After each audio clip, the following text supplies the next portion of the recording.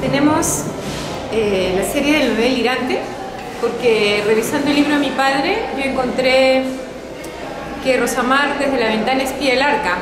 Ese sector del libro me lo dedicó a mí. Entonces me di cuenta que yo era la espía del arca realmente. Siempre me trajo el volumen, siempre.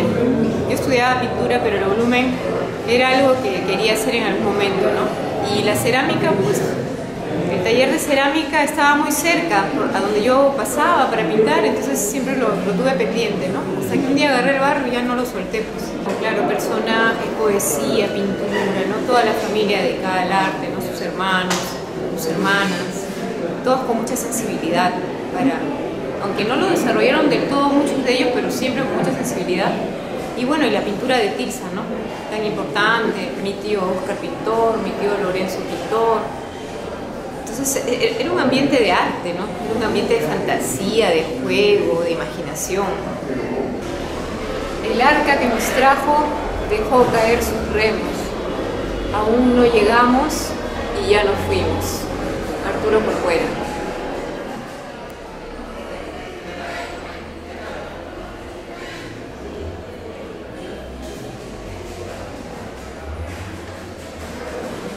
Ya creo que todas las vivencias, todo lo que he ido leyendo o respirando en mi infancia me hacen crear de una manera en que yo no me sostengo de algo, sino que me subo al taller y me pongo a inventar. O ya tengo un personaje en mente, ahora ya tengo varios que están poblando mis sueños, porque aparecen por las noches generalmente. Y bueno, hay varias técnicas distintas. Hay algunas técnicas con las que yo empecé, que es las máscaras que están arriba, la colección de máscaras, la serie de las máscaras guardianas, en las que yo no usaba tanto brillo, tanto vidrio, tanto esmalte, ni tanto color, simplemente óxidos, ¿no?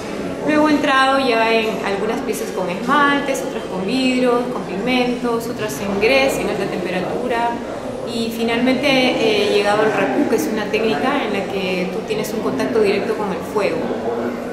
Y entonces el barro y el fuego se encontraron, y es ahí donde nace el título de esta muestra y ese romance que surge entre esos dos elementos.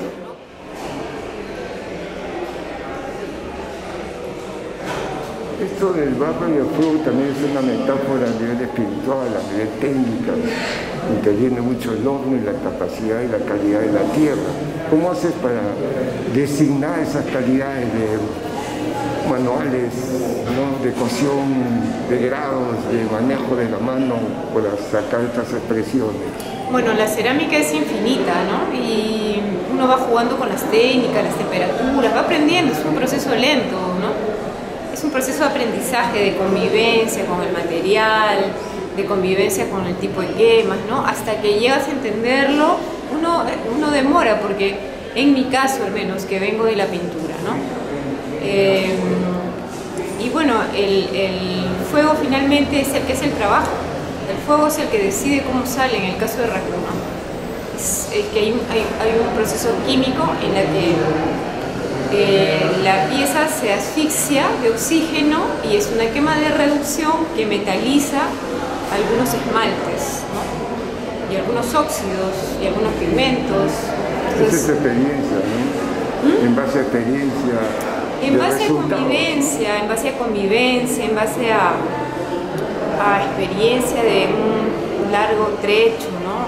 En mi caso, al menos ha sido así, ¿no? Y siento que, claro, ahora quiero pasar a otra cosa y a otra, porque una puerta abre otra, ¿no? Va abriendo puertas, te va mostrando caminos, esas técnicas a veces te abren a determinadas piezas o piezas que te abren a determinadas técnicas también, ¿no? Estos payares mágicos que hay, ¿cómo te encontraste con ellos? Bueno, estos payares, me encontré con ellos porque me regalaron unos payares del norte que son blancos con negro, que son moches, que los usan para los oráculos, para adivinar, y que antiguamente los usaban solo las mujeres, las sacerdotisas, para recibir mensajes del cielo, ¿no? De los dioses. Entonces eso me atrajo mucho y quise que sean como trozos de meteoritos o de pequeños planetas, ¿no? Como si hubieran caído realmente del cielo, pequeños universos, ¿no? Que eran mensajes como de los dioses. Y tiene pues algunos elementos moches, ¿no? Personajes, guerreros moches, acá hay animales moches, ¿no? Otro guerrero, la ballena moche, el sol, en fin. Y los trabajé también como el mundo de abajo, los pupachas, las hormigas, las ranas que están por allá, ¿no? Y luego ya jugué también yo con mi propio imaginario, la luna, bueno, sí, las estrellas, como divirtiéndome también, ¿no? Esta, digamos, imaginería, este imaginario tuyo, nos hace encontrar también con nuestras raíces de diferentes maneras, ¿no? Sí. Cuéntanos, esa es una preocupación en tu trabajo, casi siempre. Bueno, sí, porque me va llegando y creo que también el Perú, como es un país tan ancestral en cuanto a la cerámica, creo que todos lo tenemos en los genes, lo heredamos, lo vivimos, lo respiramos desde el colegio, desde los museos y desde la vida misma también va apareciendo, ¿no? Y bueno, y surge así, ¿no? Esta búsqueda también te lleva a encontrar ese vuelo maravilloso, casi etéreo, de los colibríes, que a la vez es un reto porque el colibrí es minúsculo y tú tienes unos tremendos, ¿no? Cuéntanos un poco. Sí, bueno, los colibríes siempre han sido un elemento que me ha gustado trabajar, un animal que me ha gustado trabajar en ave, y a veces los llevo a este tamaño, ¿no? Y les pongo luz, son colibríes de luz. Es una serie grande, estos son dos de esta serie, y bueno, es porque en el jardín donde vivo, en Chaclacayo, hay muchos colibríes y los he visto desde niña, ¿no? Pero también lo que simboliza, ¿no? El ir a la esencia, el néctar, ¿no? De las flores, a la vida, digamos, ¿no? Me gusta su forma, su simbología, sus colores, su vuelo, su velocidad. Es un bello, una bella ave, ¿no? Dime, la diferencia, por ejemplo, entre esos payares en cuanto al trabajo, voy a insistir en cuanto a tu técnica, ¿no? Y tus grandes seres que están ahí, o esa serpiente, eso implica también un manejo de no solamente estético, sino técnico, ¿no? Sí, son técnicas diferentes. En el caso de los payares he utilizado colores blanco y negro, tratando de encontrar un poco el lenguaje de estos payares y usando también en algunos de ellos la técnica de raku, que es esta técnica japonesa, ¿no? De la que hablaba al inicio, igual que la serpiente. Y acá sí es más colorido porque el tema lo pide y es una técnica que me gusta trabajar y no dejarla porque me gusta el color. Entonces uso más los pigmentos y los vidrios y algunos óxidos. ¿Pero tú haces esquís, haces trabajo previos o van saliendo moldeando? No, ya no. ¿Cómo lo haces ahora? No, lo trabajo directamente, subo al taller y van saliendo.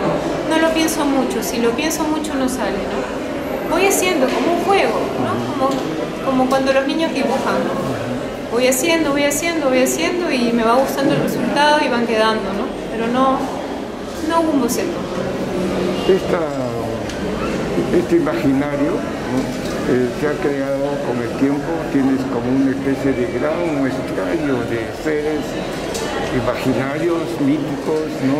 Que están ligados a nuestras zonas también, representa esa variedad también de étnica, cultural, etcétera, en nuestro país. ¿Eso lo has hecho como una cosa prevaleciente o cómo encuentras estos valores? Bueno, por ejemplo, en esta pieza que es La Mujer Maíz, que es la serie de espíritus de tierra, que está conformada por varios espíritus de tierra. Este es a raíz de un viaje que yo hago a Cusco y tengo que dictar un taller. Y al lado del local donde estoy dictando el taller había una chacra de maíz, un choclo. Entonces, en mis horas de descanso salí a mirarlo y me llamó mucho el maíz, me gustó la mazorca, sentí un poco, no sé, lo sentí de alguna manera y fue así que trabajé La Mujer Maíz. Luego me enteré que existe un mito en que a las mujeres les ponen, a los maíces, a los choclos les ponen una cabeza de mujer para hacer las ofrendas, ¿no? Para que haya abundancia en las cosechas. No sabía esa historia, pero me gustó también la coincidencia, ¿no? Esta es como una gran ofrenda tuya al país, digamos, al aire, ¿no? A la tierra, sí. A la tierra. A la abundancia. Lo mismo pasa con tus grandes muñecas, esas gigantes que Sí, tienes tan bellas, ¿no? claro que no las tengo acá, ahora no las he expuesto, pero por ejemplo tengo acá la San Pedra, que es el femenino del San Pedro, ¿no? Entonces, que es otra planta. Decisión también, ¿no? Claro, y es otra planta que está en la casa de Santa Inés, en el jardín de la casa, donde yo he vivido mi infancia, y hasta ahora sigue ahí el San Pedro. Entonces yo trabajé la San Pedra, ¿no? Hice la técnica de Racú también, ¿no? Y es como una mamacha también, ¿no? Y tiene la magia en el elixir, ¿no? Del San Pedro, ¿no? Plantas mágicas, ¿no? Como por ejemplo también la floripondia. Esta es la floripondia, que también pensé, ¿por qué va a ser floripondia? Puede ser floripondia, ¿no? Que también está en la casa, es un arbusto que está en la casa también.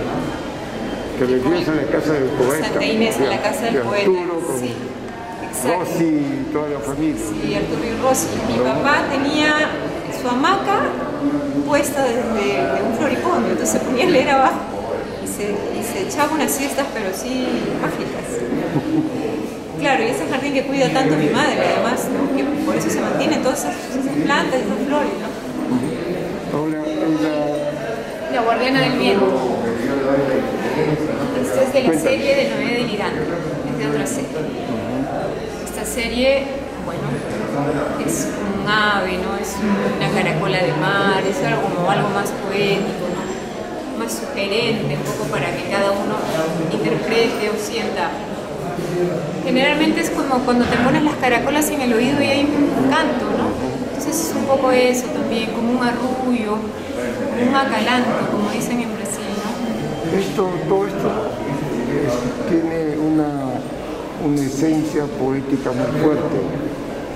Quizás todo esto tiene relación a la poética de Arturo, tu padre. Sí, claro. Cuéntanos un poco eso. De todas maneras, he respirado poesía, ¿no? Pues la vida era así con él, ¿no? Era poeta siempre, entonces eso es lo que hemos respirado los 4 hermanos, ¿no? De donde hemos crecido, y también las flores del jardín de mi madre también han influido mucho en mí, en el color, en las formas, las hojas, ¿no? La luz, todo eso me ha impactado de alguna manera y ya ahora sale, ¿no? De las piezas. Estos son los puntos de mar, caracolas de mar, ¿no? Para mí son como puntos, como si tuvieran el sonido, ¿no? Y están como hibernando, durmiendo, escuchando, viendo el mar, ¿no? Las olas, el viento. Y luego despertamos, es como que despertamos, ¿no? De ese sueño en el que hemos estado. Y bueno, que hay 2 pequeñas, hay también distintas técnicas. Este es Racú, esta es una pasta de alta temperatura. Y acá terminamos con los 2 peces alados, que es otra técnica también. Es como una especie también de toma de conciencia de algo, de los imaginarios, de los recuerdos. Sí, bueno, del mar, ¿no? Siempre me gusta trabajar el mar. He tenido la muestra que se llamó Prófugos del Mar, ¿no? Entonces siempre el mar vuelve a aparecer, ¿no? Y leí de mi padre en sus memorias que decía que el mar, algo así como que el mar había sido el primer poeta que él escuchó, ¿no? Y probablemente eso también nos los ha transmitido, ¿no? Ese amor al mar, esa figura poética que tiene el mar, ¿no? Ese misterio de los seres que pueden vivir dentro de él, ¿no? Y eso es lo que me gusta, eso es lo que sigo trabajando como tema, ¿no? Tú tienes tu taller en Barranco, así No. como tu padre tenía la Casa de la Poesía en la Bajada. ¿Tú sigues ahí? Yo tengo mi taller en Chaclacayo y mi Sí, tienda en Barranco, tu tienda. en la Bajada de Baños, cerca de la Casa de la Poesía, Por en ahí, donde he sí. puesto versos de la generación de esa generación de poetas. He puesto en el pasaje del Oro y he puesto los versos en Qué cerámica. bonito, qué bueno. Y aquí tenemos a la mujer payar, que me faltó, que son de la serie Espíritus de Tierra, que son mujeres, ¿no? Y bueno, eso es como que después de la serie de los payares Moche, germina, ¿no? Se abre y germina, ¿no? Y nace la mujer payar.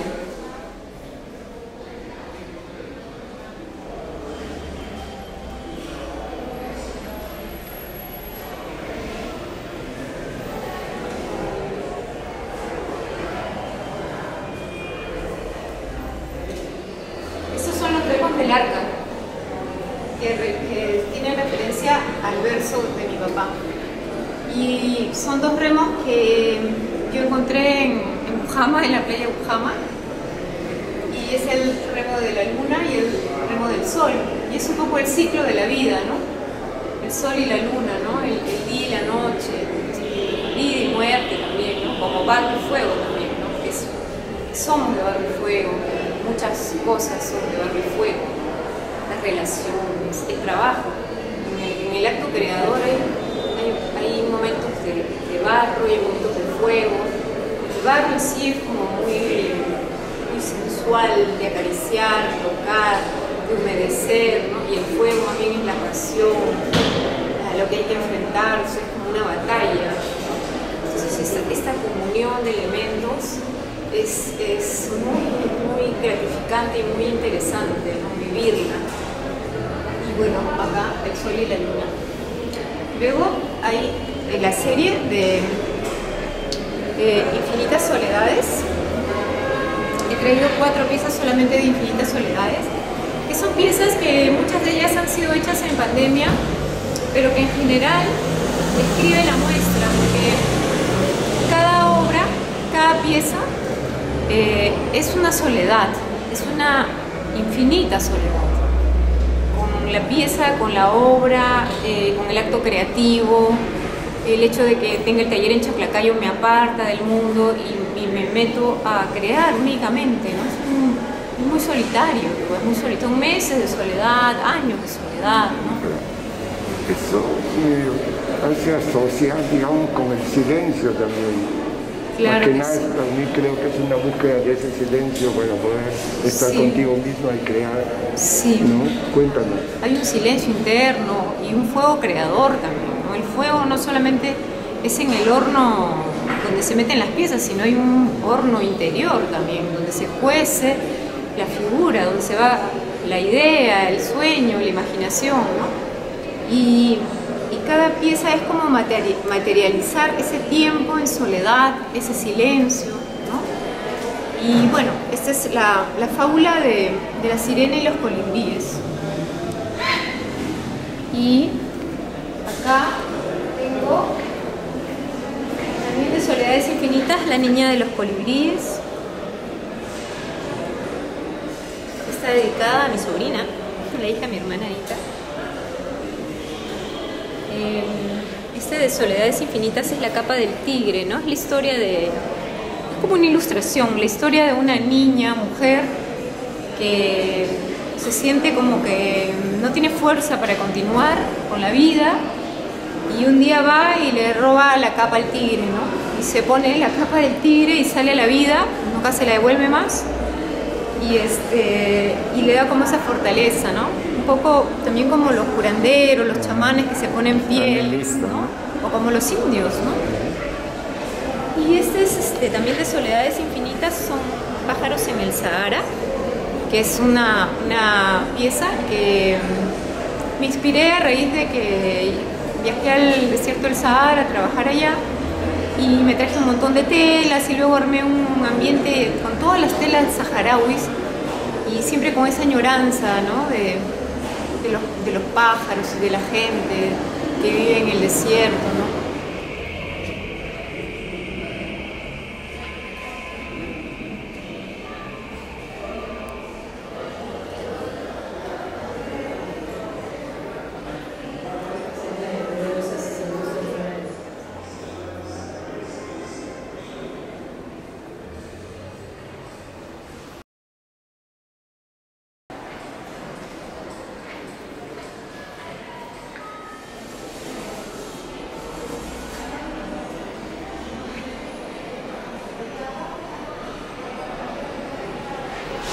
Bueno, esta es la serie de Máscaras Guardianas.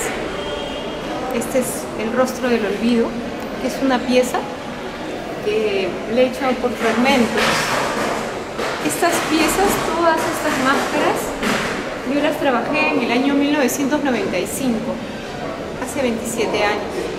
O sea, cuando yo tenía 27 años. Y bueno, son como...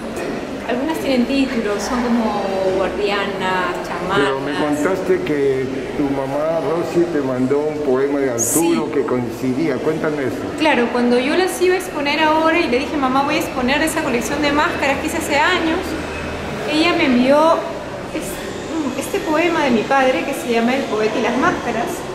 Y yo he colocado un fragmento porque era muy largo, pero que describe tal cual las máscaras, ¿no? Incluso el título de esta pieza es El rostro del olvido, que figura en el poema también. Y bueno, acá tenemos al gran jefe. Y este es un poco inca. Y cada uno tiene que interpretar porque de verdad que esta es más femenina, esta es de los mundos azules, porque trabajo a veces piezas azules. He tenido una muestra de vírgenes azules y me gustan todos estos personajes de los mundos azules. Hay una pieza acá también de los mundos azules. Esta, bueno, con sus collares, aretes, ¿no? Y este es como que el más fuerte, ¿no? El grito del guerrero, ¿no? Este es el grito del guerrero para mí. Y acá hay un texto de Teresa Rally que escribió para la muestra. Luego tenemos la serie de las mujeres montaña. Las mujeres montaña son estas mujeres que son, digamos, inspiradas en las vírgenes andinas, que también surge de unos viajes al Cusco que yo comencé a hacer y que fui exponiendo allá.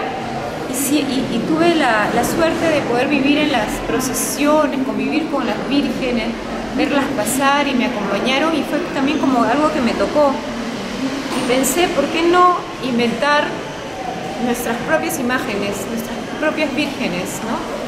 De repente faltan algunas para adorar, ¿no? Por ejemplo, esta es la mamacha de los colibríes, ¿no? Y son estas piezas que los incas tuvieron que disfrazar de vírgenes, pero que si les levantabas el vestido habían montañas dentro, ¿no? Porque no podían adorar a los sapos, ni al sol, ni a la luna, ¿no? Que eran sus dioses. Entonces las camuflaron, ¿no? Y es un poco esto. Esta es la mamacha de los colibríes, que también tienen, todas están talladas también por atrás, tienen un tallado muy lindo por atrás cada una.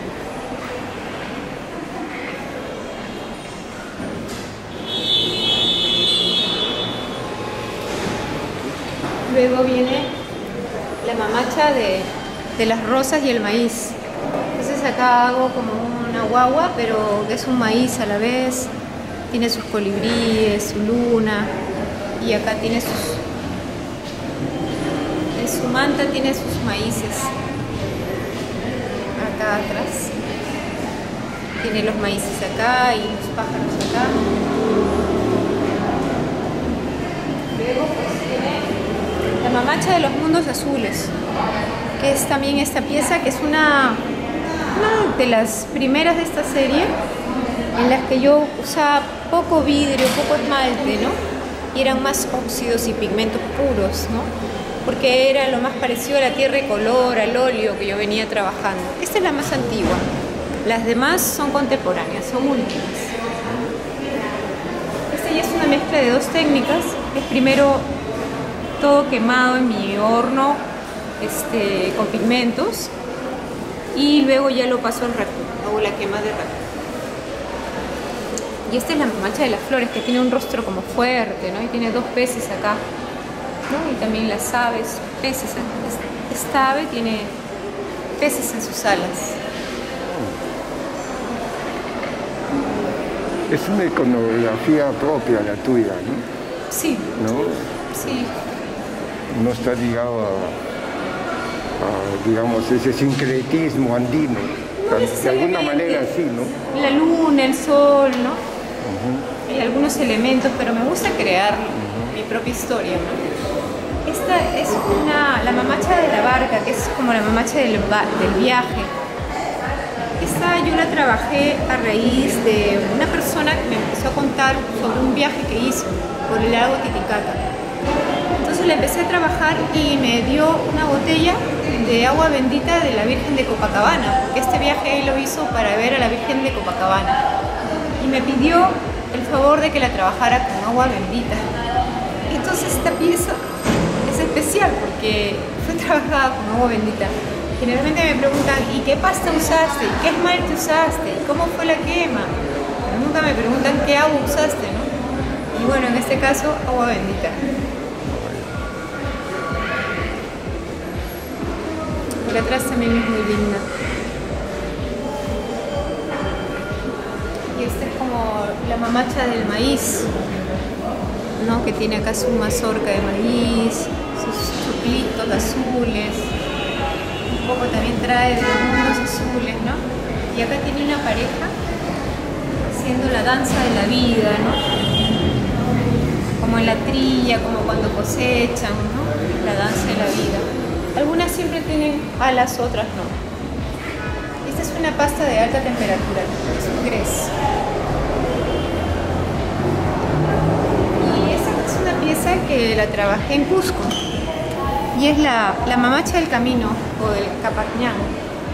Y es una pieza a la que yo la quise hacer tocando pututo, porque la mujer en el mundo andino no toca el pututo, es el hombre que toca el pututo, ¿no? Que llama a los apus, que va a empezar una ceremonia y tocan el pututo como algo ritual, ¿no? Y yo la quise hacer tocando el pututo. Acá ya aparece el maíz, las 3 hojas de coca, ¿no? Que son los 3 planos del mundo andino. Y el portal del camino, ¿no? Es como que yo acá lo que sentía era que iba a empezar a entrar por una puerta, por un camino, y me costaba entrar por ese camino. Entonces incluso había una guardiana, una presencia de una guardiana, ¿no? Que a la vez me podía cuidar, pero que a la vez me podía atacar, ¿no? Y entonces yo decidí entrar por esa ruta, entrar por ese camino. Y esta es una pieza que la comencé en Cusco y se quemó un horno a leña en Cusco. Y ya acá en Lima la trabajé en la técnica del racón. Y también tiene atrás. Acá le trabajé todo lo que es el ucupacha también, el mundo de abajo, el mundo de la tierra, las ranas, las hormigas, la serpiente, ¿no?